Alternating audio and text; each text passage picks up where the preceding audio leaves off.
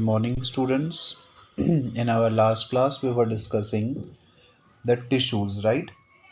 In that, we have discussed the meristematic tissues, or we can call them the growing tissues also.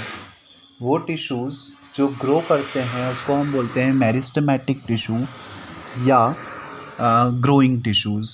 Now we are going to discuss the second type of tissue, that is the permanent tissue. अब हम discuss करते हैं permanent tissue के बारे में. क्या होते हैं permanent tissue, what characteristics that they possess. So what happens to the cells formed by the meristematic tissues? वो सेल्स जो कि मेरिस्टेमेटिक टिश्यूज़ द्वारा बनाए जाते हैं, उन सेल्स का क्या होता है? They take up a specific role and lose the ability to divide. वो उनका एक स्पेसिफिक रोल होता है प्लांट में, और फिर वो अपनी डिवाइड होने की कैपेबिलिटी को लूज़ कर देते हैं, राइट? मतलब जो ऐसे सेल्स जो कि डिवाइड नहीं हो पाते हैं उनको हम बोलते हैं परमानेंट सेल्स या permanent tissues, right? As a result they form a permanent tissue, और ऐसे सेल्स जो डिवाइड नहीं हो पाएंगे वो क्या बन जाएंगे? Permanent tissue. This process of taking up a permanent shape, size and function is called differentiation. किसी भी सेल की या टिश्यू की वो प्रॉपर्टी जिससे वो एक परमानेंट शेप गेन कर लेते हैं, एक परमानेंट साइज गेन कर लेते हैं, और उनका एक पर्टिकुलर फंक्शन होता है, इस प्रॉपर्टी को हम बोलते हैं differentiation, right? So, cells of meristematic tissue differentiate to form different type of permanent tissue. Meristematic tissues के जो cells होते हैं वो differentiate हो जाते हैं अलग अलग टाइप के permanent tissues बनाने के लिए, right? So, जो permanent tissues होते हैं वो भी अलग अलग टाइप के होते हैं. So about that also we are going to discuss here कि जो परमानेंट टिश्यूज़ हैं वो कितने टाइप के हैं और उनमें क्या क्या डिफरेंसेस हमको देखने को मिलते हैं. Simple permanent tissue. So the first kind of permanent tissue that we are going to discuss here is the simple permanent tissue. A few layers of cells form the basic packing tissue.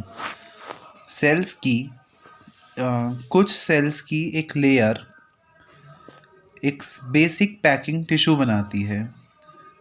This tissue is parenchyma, और इस tissue को बोला जाता है parenchyma.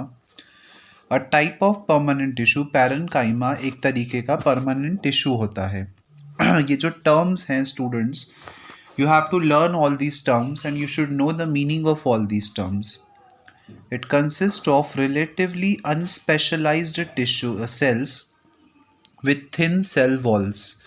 इसमें जो cells होते हैं उनकी जो cell wall होती है वो काफ़ी पतली cell wall होती है. They are live cells. ये जो cells होते हैं वो live होते हैं. They are usually loosely packed, और ये जो cells होते हैं वो जनरली लूजली पैक्ड होते हैं, टाइटली बाउंडेड नहीं होते हैं, right? Here in the picture the cross sectional area of stem is being shown to you. हमने एक प्लांट का स्टेम लिया और अगर हम उसके टिश्यूज़ को देखें तो हमको कुछ इस तरीके का स्ट्रक्चर जो है वो माइक्रोस्कोप के अंदर दिखेगा. जो टिश्यूज़ हैं उनका कुछ इस तरीके का स्ट्रक्चर होता है, right? So that large spaces between the cells, intercellular spaces, are found in this tissue. जो सेल्स होते हैं उनके बीच में काफ़ी ज़्यादा स्पेस होती है और जिसको हम बोलते हैं इंटरसेल्यूलर स्पेस. तो इस तरीके के टिश्यूज़ में जो इंटरसेल्यूलर स्पेस होती है वो बहुत ज़्यादा होती है. Are found in this tissue provides support to plants and also stores food. ये जो टिश्यूज़ हैं वो प्लांट्स को सपोर्ट प्रोवाइड करते हैं, ऑल्सो फूड को स्टोर करने का काम भी करते हैं. In some situations it contains chlorophyll and performs photosynthesis. कुछ सिचुएशंस में ये क्लोरोफिल कंटेन करते हैं, मतलब कभी कभी ऐसा भी होता है कि इन सेल्स में क्लोरोफिल भी होता है, और चूँकि क्लोरोफिल है तो ये फोटोसिंथेसिस की प्रोसेस भी कैरी आउट करते हैं। And then it is called chlorenchyma. और इस तरीके के सेल जिनमें क्लोरोफिल भी प्रेजेंट है उसको हम क्या बोलते हैं? Chlorenchyma. In aquatic plants large air cavities are present in parenchyma to give buoyancy to plants to help them float। जो एक्वेटिक प्लांट्स होते हैं उनमें बहुत सारी एयर कैविटीज़ प्रेजेंट होती हैं, मतलब एयर कैविटीज़ मतलब खाली जगह होती हैं जिसमें कि एयर फिल की जा सके, जिससे कि उन पर बायोएंसी का एक फोर्स लगे ताकि वो इजीली पानी में फ्लो कर सकें, राइट। तो पैरेनकाइमा जो एक्वेटिक प्लांट्स होते हैं उनमें पैरेनकाइमा में बहुत सारी कैविटीज़ होती हैं जिससे कि उन पर बायोएंट फोर्स लगे। बायोएंट फोर्स क्या होता है वो हमने फिज़िक्स में पढ़ा है, ताकि वो इजीली फ्लो कर सके वाटर के अंदर। Such a parenchyma type is called aerenchyma. इस तरीके के पैरेनकाइमा को हम क्या बोलते हैं? Aerenchyma. The parenchyma of stem and roots also stores nutrients and food. और इस तरीके के प्लांट्स के जो स्टेम्स और रूट होते हैं उनके पैरेनकाइमा भी न्यूट्रिएंट्स और वाटर को स्टोर करने का काम करते हैं, right. The flexibility in plants is due to another permanent tissues. Plants की जो फ्लेक्सिबिलिटी है वो कुछ दूसरे परमानेंट टिश्यूज़ के कारण भी होती है जिनको बोला जाता है कॉलनकाइमा। कॉलनकाइमा अलग है और क्लोरेनकाइमा अलग है, राइट। क्लोरेनकाइमा वो जिसमें कि क्लोरोफिल प्रेजेंट हो, और कॉलनकाइमा वो जो कि प्लांट्स को फ्लेक्सिबिलिटी देने का काम करते हैं। It allows easy bending in various parts of the plant। Plant के अलग अलग पार्ट्स में ये इजी बेंडिंग देते हैं, मतलब कि प्लांट्स इजीली बेंड हो पाए, इसलिए इनमें ये जो हैं वो कॉलनकाइमा इस चीज़ में उनकी हेल्प करते हैं विदाउट ब्रेकिंग। और जो प्लांट है वो फ्लेक्सिबल हो सके और ऐसा नहीं हो कि अगर थोड़ा सा भी मूव करें तो वो टूट जाए, राइट, वो ब्रेक हो जाए। तो इस चीज़ का ध्यान रखते हैं कॉलनकाइमा, उनको फ्लेक्सिबिलिटी देने का काम करते हैं। It also provides mechanical support to plants. ये प्लांट्स को मैकेनिकल सपोर्ट देने का काम भी करते हैं। We can find this tissue in leaf stalks. इस तरीके के टिश्यूज़ जो हैं वो हमको लीफ स्टॉक्स में देखने को मिलते हैं, एपिडर्मिस के नीचे। The cells of this tissue are living. इस सेल्स के जो टिश्यूज़ हैं वो लिविंग टिश्यूज़ होते हैं, इलोंगेटेड होते हैं एंड इर्रेगुलरली थिकन्ड होते हैं, मतलब कि इनकी थिकनेस रेगुलर नहीं होती है, इर्रेगुलर होती है एट द कॉर्नर्स पे से। There is very little intercellular space. बहुत कम इंटरसेल्यूलर स्पेस होती है इनके बीच में। Yet another type of permanent tissue is sclerenchyma. एक और टाइप का जो परमानेंट टिश्यू होता है वो होता है sclerenchyma. It is the tissue which makes the plant hard and stiff. ये वो टिश्यू होता है जो कि प्लांट को स्टिफनेस प्रोवाइड करता है, मतलब कि उनको थिकनेस प्रोवाइड करने का काम करता है, उनको हार्ड बनाता है। We have seen the husk of a coconut. हमने कोकोनट का हस्क देखा है, जो कोकोनट का बाहर वाला हिस्सा होता है, जो हार्ड हिस्सा होता है। It is made up of sclerenchymatous tissues. ये किसका बना होता है? ये बना होता है स्क्लेरेनकाइमेटस टिश्यूज़ का। The cells of this tissues are dead. और इस टिश्यू के जो सेल्स होते हैं वो कैसे होते हैं? Dead. The cells of this tissue are not live but they are dead. They are long and narrow as the walls are thickened. और ये जो हैं वो लंबे होते हैं, नैरो होते हैं, और इनकी जो वॉल्स हैं वो थिक होती हैं ड्यू टू लिग्निन। इनकी वॉल्स थिक होती है किसके कारण? लिग्निन के कारण। लिग्निन क्या? लिग्निन बेसिकली एक केमिकल सब्सटेंस जो कि सीमेंट की तरह काम करता है और उसको हार्ड करने का काम करता है। जैसे सीमेंट हमारे घरों को हार्ड बनाती है, मजबूत बनाती है, वैसे ही ये जो लिग्निन है वो इस तरीके के सेल्स को हार्ड बनाने का काम करते हैं. Often these walls are so thick that there is no internal space inside the cells. ये वॉल्स बहुत ज़्यादा थिक होती हैं, इतनी ज़्यादा थिक कि इनके बीच में इंटरनल स्पेसेस जो हैं वो बिल्कुल नहीं होती हैं. This tissue is present in stems. ये टिश्यू स्टेम्स में प्रेजेंट होते हैं. Around vascular bundles, in the veins of the leaves and in the hard covering of seeds and nuts. ये कहाँ कहाँ प्रेजेंट होते हैं? ये लीव्स में प्रेजेंट होते हैं, सीड्स की जो कवरिंग होती है उसमें प्रेजेंट होते हैं, नट्स में प्रेजेंट होते हैं. It provides strength to plant parts. और ये प्लांट के अलग अलग पार्ट्स को स्ट्रेंथ प्रोवाइड करने का काम भी करते हैं. Right. what you observe in is the outermost layer of cells called epidermis. जो आउटरमोस्ट लेयर होती है सेल्स की उसको बोला जाता है epidermis. The epidermis is usually made of single layer of cells. और जो एपिडर्मिस है वो जनरली एक सिंगल लेयर से बना होता है, मतलब सेल्स की एक सिंगल लेयर जो आउटरमोस्ट लेयर होती है उसको बोला जाता है epidermis. In some plants living in very dry habitats the epidermis may be thicker since protection against water loss is critical. ऐसे प्लांट्स जो कि हमको बहुत ड्राई रीजन में मिलते हैं, जैसे कि कैक्टस हो गया, जो डेजर्ट में उगने वाले प्लांट्स होते हैं जिसको आप ज़ीरोफाइट भी बोलते हैं, तो जो ज़ीरोफाइट्स होते हैं उनमें ये एपिडर्मिस जो है वो थिकर होता है, ज़्यादा थिक होता है. क्यों थिक होता है? ताकि इनमें से वाटर का लॉस जो है वो कम से कम हो सके, क्योंकि वहाँ पे वैसे ही पानी की बहुत कमी होती है. इसीलिए जो प्लांट्स हैं वो वाटर कंटेंट को स्टोर करने की कैपेबिलिटी रखते हैं और इसीलिए उनका जो एपिडर्मिस होता है वो थिक होता है. The entire surface of the plant has this outer covering of epidermis. जो एंटायर सरफेस होती है प्लांट की उसमें एक आउटर कवरिंग होती है एपिडर्मिस की. It protect all the parts of the plant. ये प्लांट के सारे पार्ट्स को प्रोटेक्ट करने का काम करती है.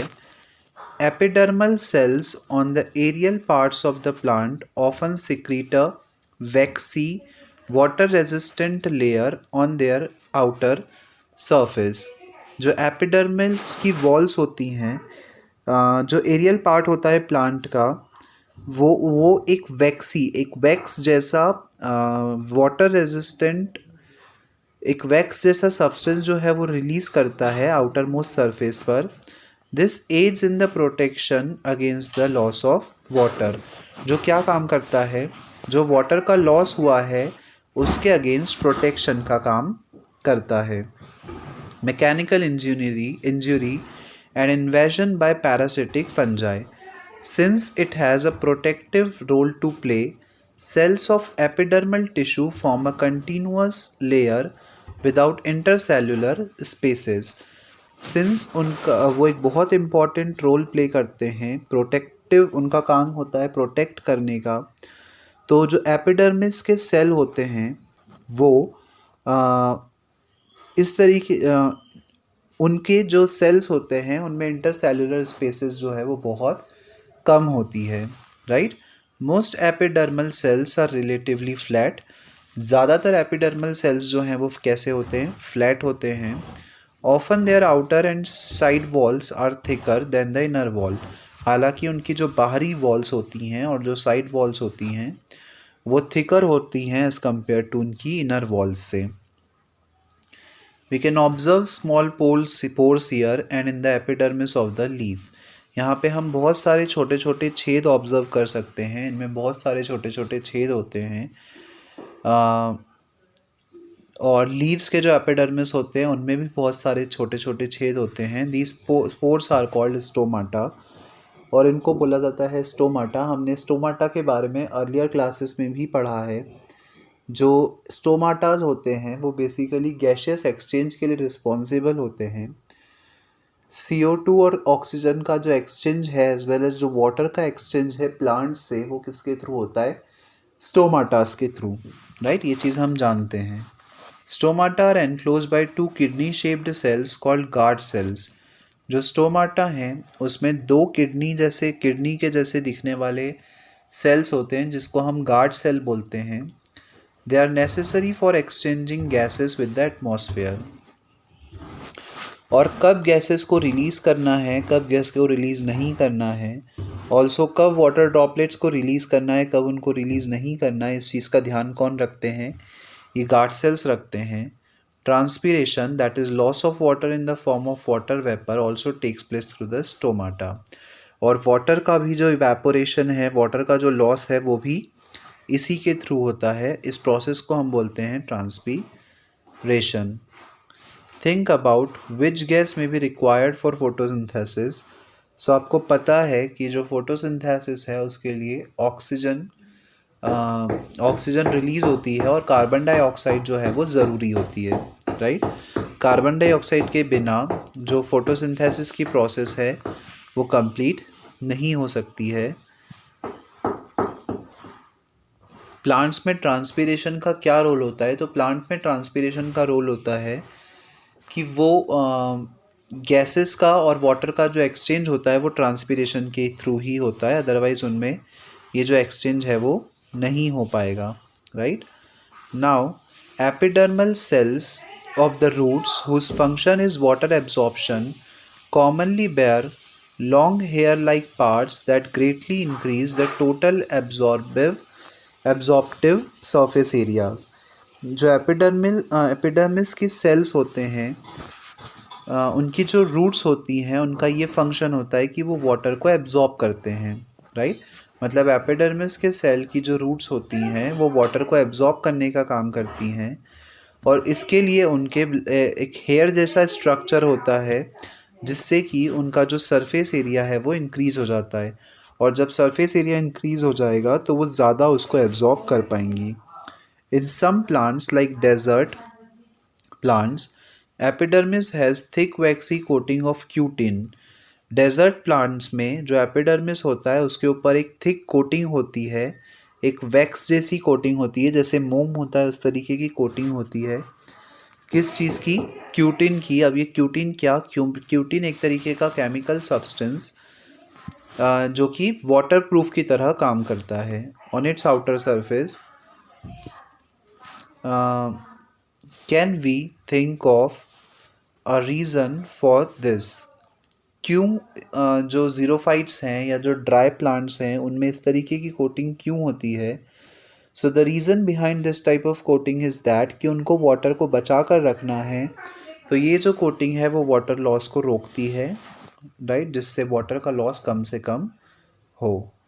Is the outer layer of the branch of a tree different from the outer layer of the young stem. क्या एक ट्री की जो ब्रांच है, जो उसका शाखाएं होती हैं, क्या उनकी आउटर मोस्ट लेयर एक स्टेम की आउटर मोस्ट लेयर से अलग होती है या दोनों की आउटर मोस्ट लेयर सेम ही होती है? So let us discuss it here. As a plant grow older the outer protective tissue undergoes certain changes. जैसे जैसे प्लांट बड़ा होता जाता है वैसे वैसे उसके जो टिश्यूज़ हैं उनमें कुछ कुछ चेंज होते जाते हैं। The strip of secondary meristem replaces the epidermis of the stem. जो सेकेंडरी मेरिस्टेम होता है उसकी जो स्ट्रिप्स होती हैं वो एपिडर्मिस, जो स्टेम के एपिडर्मिस है उसको रिप्लेस कर देती हैं। Cells on the outer side are cut off from this layer. और जो बाहर की तरफ सेल्स होते हैं वो इस लेयर से कट ऑफ हो जाते हैं, कट हो जाते हैं। This forms the several layer thick cork and the bark of the tree. और ये जो है वो बहुत सारी लेयर्स बना लेती हैं और जब वो बहुत सारी लेयर्स बना लेती हैं तो वो थिक हो जाता है और थिक होने के बाद वो क्या बना लेता है? ट्री की बार्क बना लेता है। Cells of the cork are dead and compactly arranged. जो सेल्स होते हैं कॉर्क के वो डेड होते हैं और कॉम्पैक्टली मतलब बहुत पास पास में वो अरेंज्ड होते हैं। इंटरसेल्युलर स्पेस इनमें ना के बराबर होती है, मतलब नेग्लिजिबल होती है। They also have a chemical called suberin in their walls. और उनमें एक तरीके का केमिकल होता है जिसको बोला जाता है suberin, that makes them impervious to gaseous gases and water, और ये जो सुबरीन है वो गैसेस और वाटर को उनके रिलीज करने के लिए काम में आता है, राइट। चूंकि उनमें इंटरसेलुलर स्पेस बहुत कम होती है, तो ये जो केमिकल है ये गैसेस और वाटर के एक्सचेंज में हेल्पफुल साबित होता है in the bark. It looks like this, you can see here. It look like this. Now that's all for today's class, students. In our next class we will start the next type of permanent tissue, that is the complex permanent tissue, right. अभी हमने जो पढ़े थे वो हैं सारे simple permanent tissues, अब हम पढ़ेंगे complex permanent tissues. So that's all for today. Thank you.